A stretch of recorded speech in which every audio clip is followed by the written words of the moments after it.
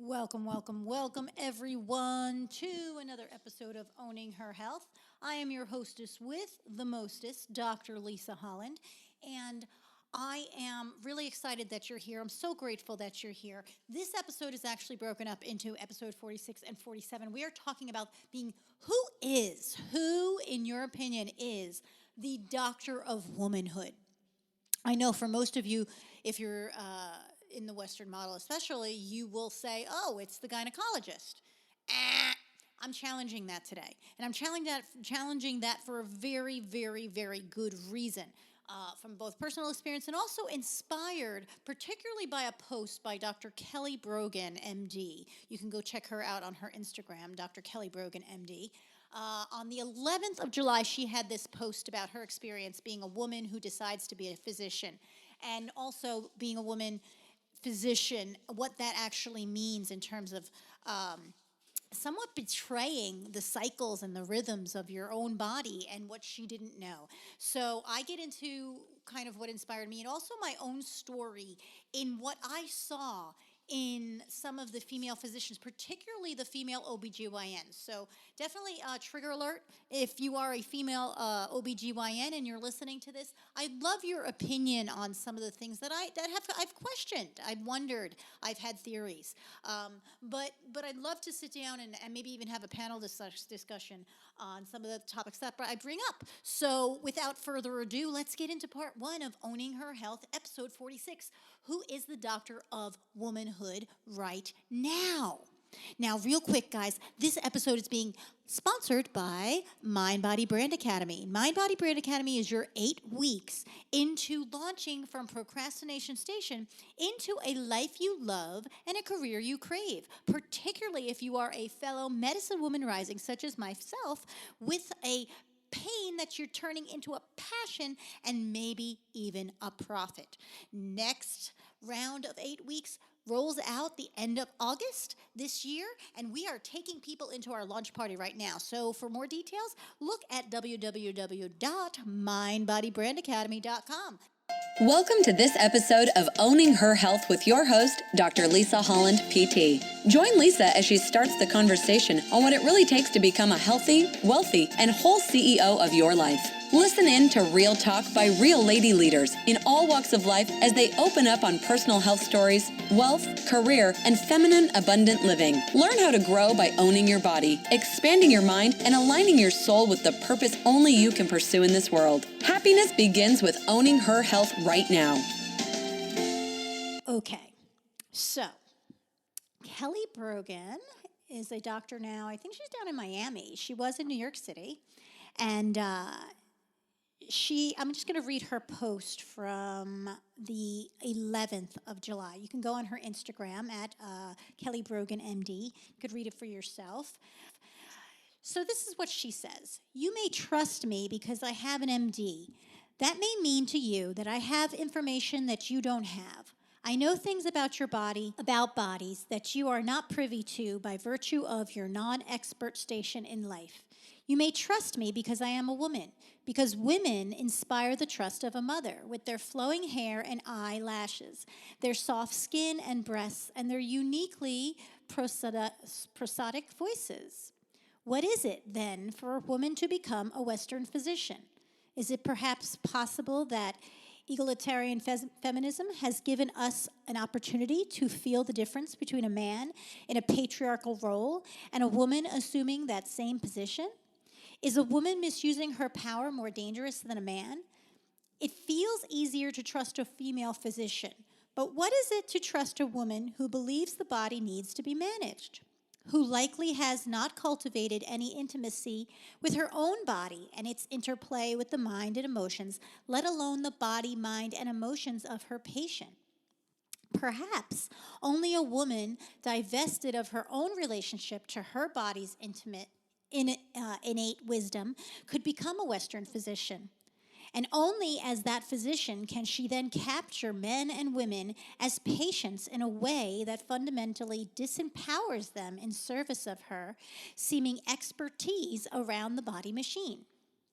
This was my story.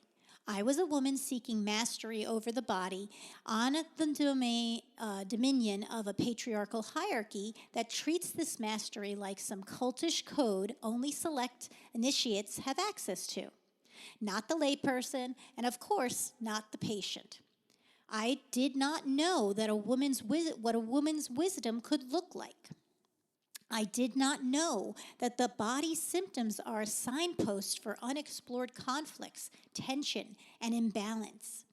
I did not know that there isn't a way around fear and pain, only through. I did not know that suppressing and fixing scary symptoms only begets more complex challenges.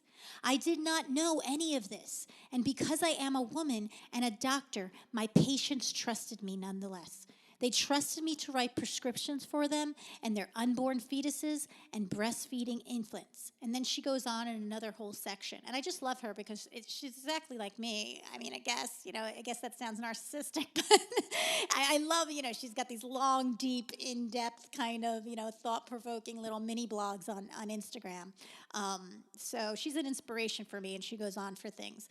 So, all I have to say is, it immediately spoke to me because it's so much of that hashtag Medicine Woman Rising that you see with me, an evolutionary woman concept coming into, the evolutionary rise of the medicine woman or the alpha female that I wrote in my, or I wrote up in my blog about the alpha female paradox over at drlisahollandpt.com, but just in episode 40, I spoke to that as well. And it's in the air, guys. It's in the air. And I feel so blessed to be here at a time where there's so many strong, smart women in the prime of their life with some, experience under their belt to have this conversation with you. And so I, of course, replied and spoke because one of the things in becoming the belly guru that was so interesting to me, it actually baffled me at first. And it was because of my own healing and where I was in the process. So back in 2004, when I came up with the idea for the belly guru, talking in the cul-de-sac with a bunch of women, I really thought at the time, look, if I open up this kind of boutique-y kind of wellness empowering studio space, this collecting space for women in this area of the pregnancy year or whatever, which is what Belly Guru originally was, I'm definitely, when I talk to the female OBGYNs, I mean, they're going to totally be like, this is it. This is awesome. Because it takes one to know one, right? And I mean, they're the doctors of womanhood, right? They are the doctors of womanhood. And here I am wanting to celebrate womanhood. And what better threshold other than the main transitions in life, which are puberty, pregnancy, and menopause in these christenings into these different cycles of our lives. And I got to tell you, I ran into so much resistance.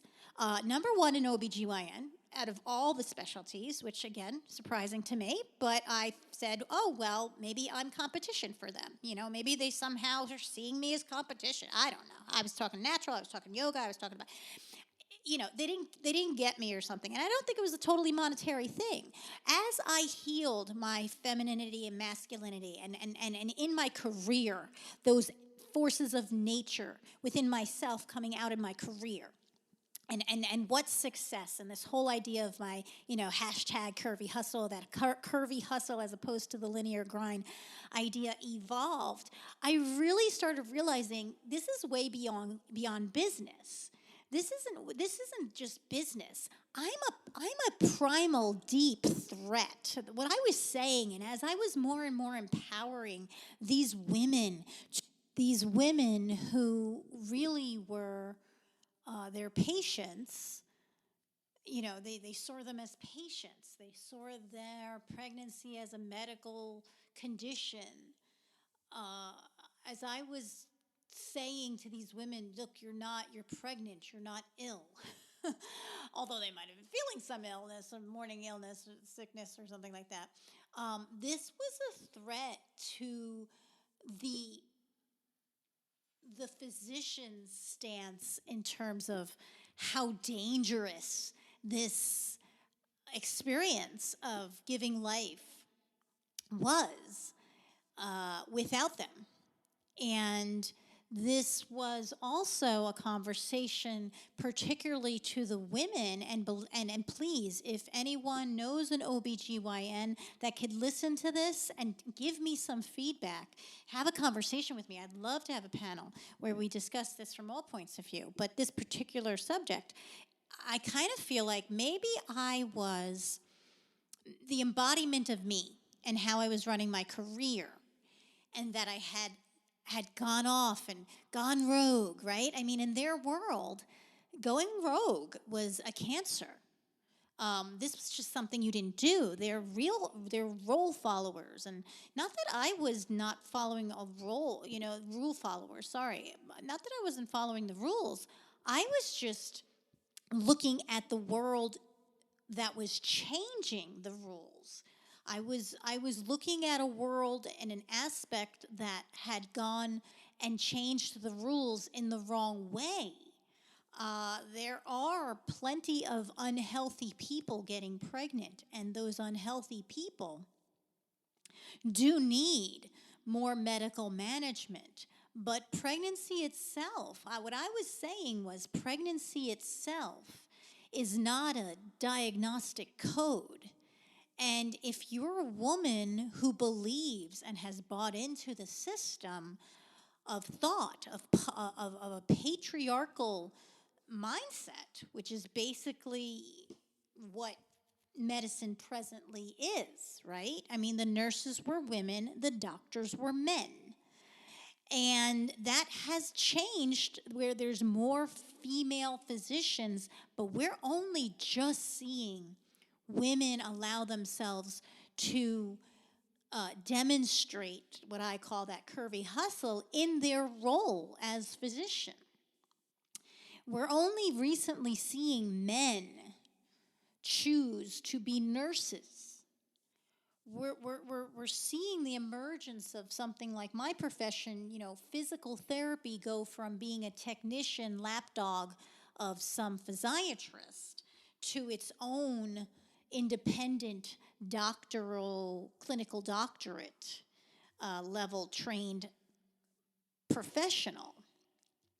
And where does this whole dynamic turn? And it's interesting, looking from the whole masculine femininity conversation that Kelly is having and that I regularly have with the whole idea of the goddess wisdom needing to come through, not only for our women, but for our men, for our conscious men who are awakening to their own masculine toxicity. Never mind the women that are awakening to their toxic masculinity.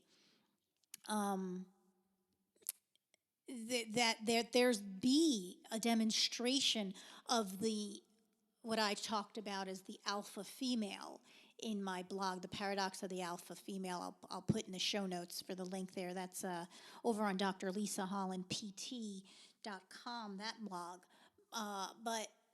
But this idea of what does that look like, right? What does that look like? I was standing there showing them a different way to give maternal care. And on top of that, I was not discrediting. They couldn't put me in the box of saying, oh, she's like the doulas and those midwives that don't want you going in the hospital.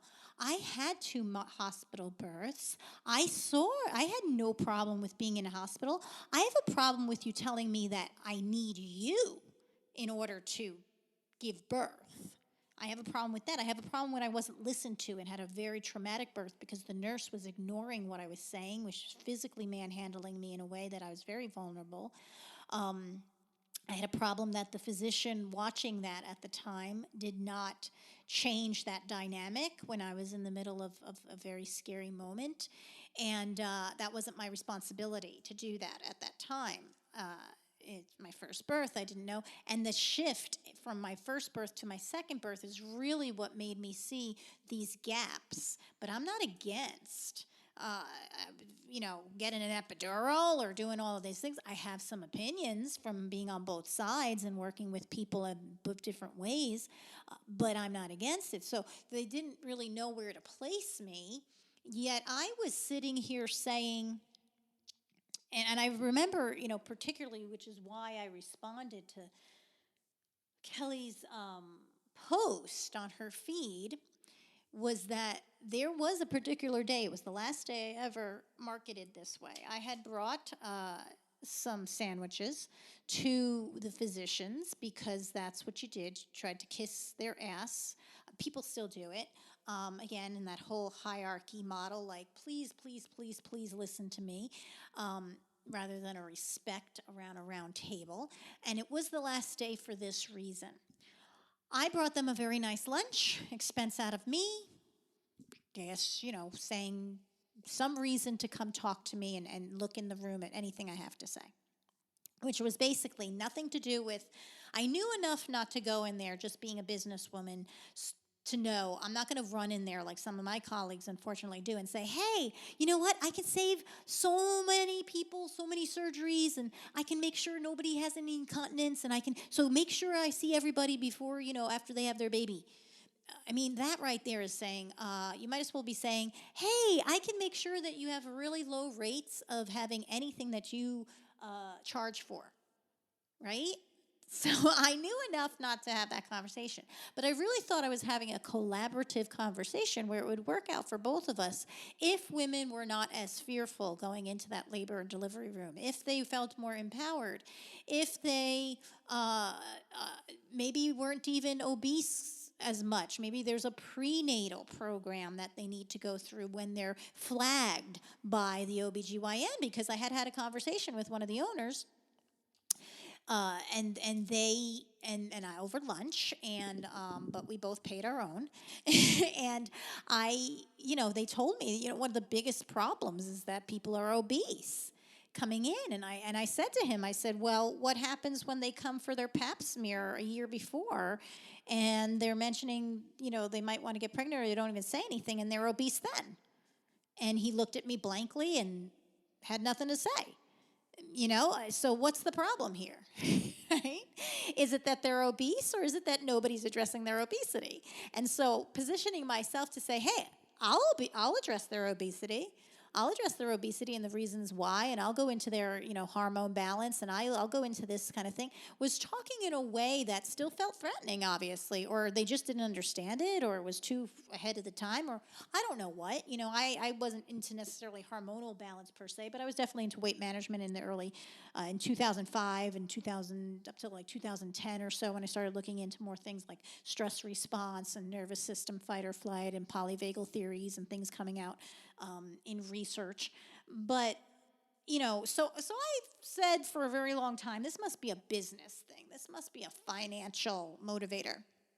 But when I read Kelly's post, it triggered me to thinking how when I went in with that lunch and they kind of looked at me with, it was funny. What bothered me the most was that the two women in the practice were the ones that came in, took the food, stood there for 1 second, looked me up and down the same way as the cool mean girls did in middle school. Like I remember being in the bathroom one time. I had gotten into a fight with this one girl, Tara Frioni. I know you follow me on Instagram. Maybe you listen to this podcast. And this was in, I forget. I think maybe it was 6th grade. I don't know. Our middle school went up. Actually, it was high school because our 8th grade had been brought into the high school. Yes, I was in 8th grade. And she decided she had these two older girls, which, thinking back now, these girls were they were bullies and tough girls, and they had issues, and they were in the smokers' lounge all the time. They probably did. I don't even know. They seemed like they did drugs. I don't know. Well, they were supposed to, she called them into the bathroom, and then they called me into the bathroom. And this was supposed to, intimidate me because I don't even know. I don't even know what I did. Tara, maybe you can tell me what I did to you. I don't even remember. That day, okay, so that kind of thing, that's its own kind of story there. I'm going off on a tangent, but that day I stuck up for myself. And it was reminded me of those girls. The reason I'm saying that is that this day I never again went and gave any food to any doctors and begged for their understanding. If they want to be idiots, they can be idiots. If they want to be ignorant, they can be ignorant. If they want to be mean girls, they can be mean girls or mean guys. But the men were sitting there listening to me, and it was these two women that acted just like Olga and Naomi in the bathroom. And I thought about that, and it triggered me. And I said to myself, and I actually took on that persona of that 13-year-old girl at the time, and I mentioned when they said, oh, we don't have to, I'm sorry, I don't have time. And she took my food, and one looked me up and down, trying to intimidate me in some way. I don't even know. It was exactly, but it reminded me of Naomi and Olga in that bathroom at that time, I remember. And I immediately went into that mode of the same thing I did. And I don't know what came over me when I was 13, to some extent, but I felt empowered in some way, and I could see these people's pain. I could see that this was Tara's pain, that she needed to get these girls to intimidate me. I could see that it was those girls were girls that were just acting tough, and I was like, whatever. Like, somehow I was like, whatever. And then somebody told me my grandfather was there, and I just was like, I'm leaving. And honestly, everything was, somehow I left that bathroom with some sort of respect, or just the fact that I was like, look, I don't freaking care. You're not intimidating me or whatever. Nothing went anywhere after that. And because of that, somehow that experience, because somebody told me, and I had to leave, and I just kind of decided, well, my grandfather's here, so I could, if they come over trying to get me and punch me or something after I say this, he'll look for me or something. I don't know what I was thinking of, but it was the same type of thing, that experience, that I went, and I looked at both of them when they left, and I was like, well, that's really unfortunate, because this is something that needs to be heard. And I kind of, said the same thing when I was saying, like that's unfortunate that you feel this way, but I'm still going to do what I got to do. And I'm going to walk out of this bathroom right now, and I'm going to go see my grandfather. And they didn't bother me after that. So, and it was funny, because I did gain also in this second incident, the guys that were there and watched me, how I approached that mean girls of those two women, because that they were, also gave me some credit. It was funny, because the two that were there at the time were always the most helpful OBGYNs of any of my experience in my area of Charlotte. They ended up, I ended up doing a pregnancy class there, but it always surprised me. Why were the women, the female OBGYNs, the most difficult crew to convince of any, and was trying to convince them, and I don't try to convince them anymore, because there's way enough science, and at this point, it's to me, in my head, this is malpractice.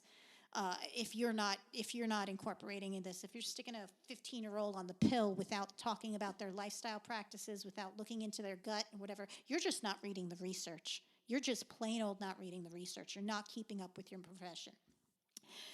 So, that goes for pediatricians that are working with teens. It goes for primary care providers that are working with adult women and, adolescent women, young women. Who really is owning Doctor of Womanhood? So this was my reply, and this is what I would love to hear comments back on. If you think I'm on it, I'm not on it.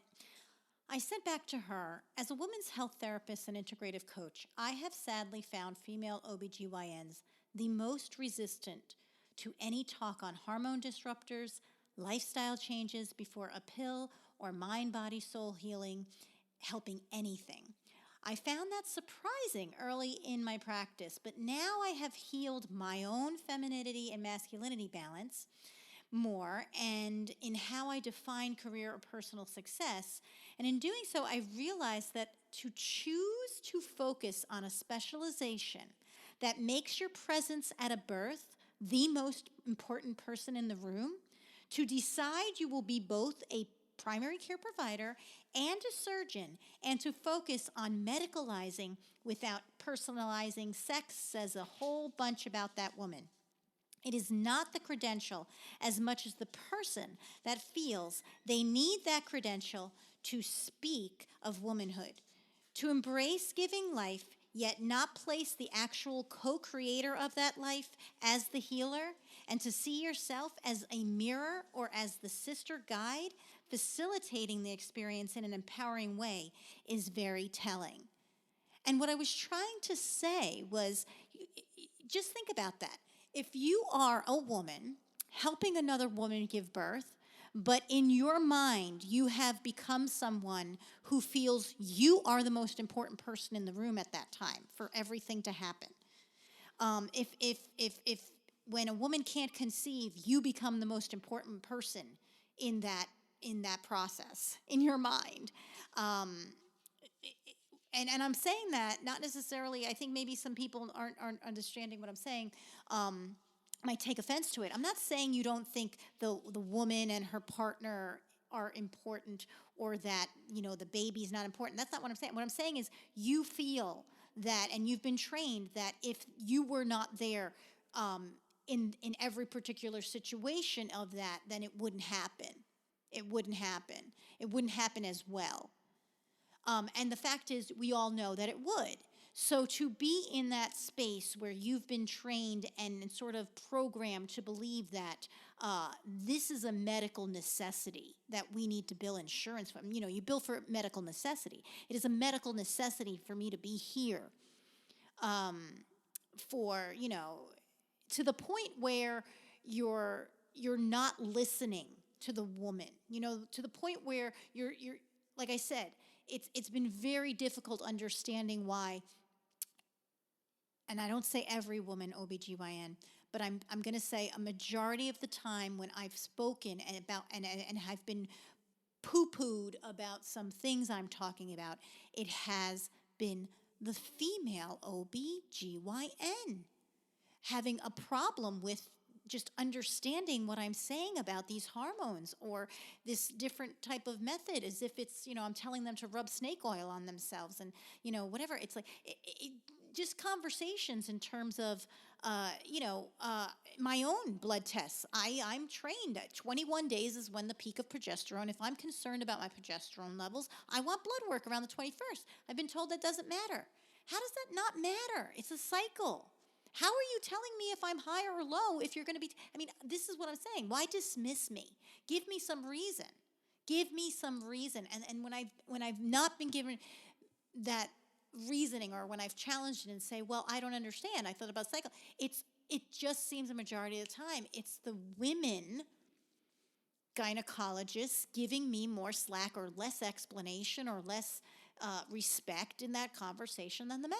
Just an observation. So I'd love to understand your observations on that as we go on into the next episode of Owning Her Health, leading from the kind of mean girl, something that goes on between women when they're not comfortable with their own, and I truly believe that it's a personal conflict with your own feminine masculine balance, and this sort of, I've talked about this earlier in Owning Her Health podcast about the double X and the mother-daughter complexes and things like that. I think between, it's kind of like I want to be in charge of my body and she wants to be in charge of my body, and we're both women who know deep down primordial we should be in charge of our own body.